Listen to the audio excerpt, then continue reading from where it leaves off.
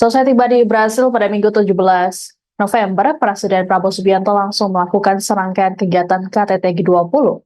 Satu di antaranya adalah pertemuan bilateral dengan Sekretaris Jenderal PBB Antonio Guterres di Rio de Janeiro.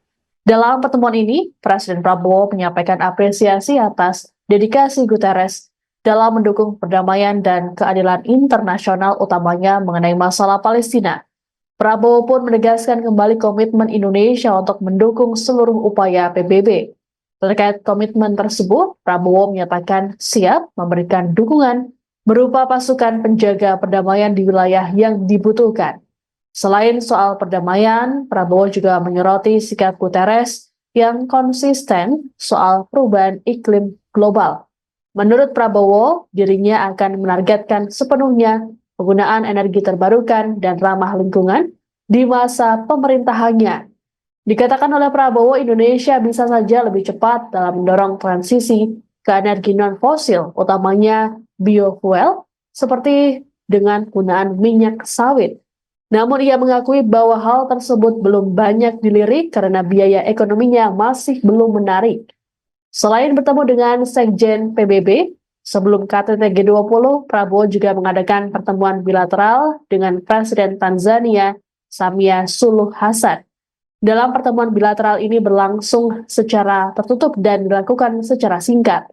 Berdasarkan informasi dari pihak kepresidenan, kedua pemimpin negara tersebut membahas sejumlah hal, mulai dari kerjasama di sektor energi, minyak, dan gas.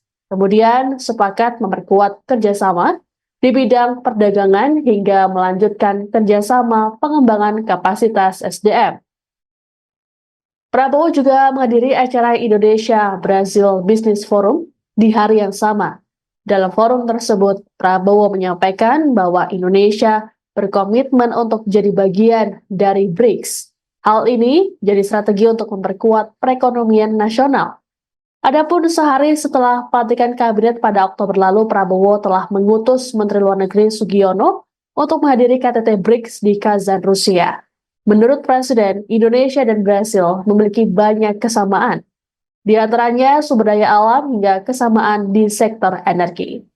Sebelum bertolak ke Rio de Janeiro, Presiden Prabowo dan rombongan telah menyelesaikan agenda di China, Amerika Serikat, dan KTT APEC di Peru.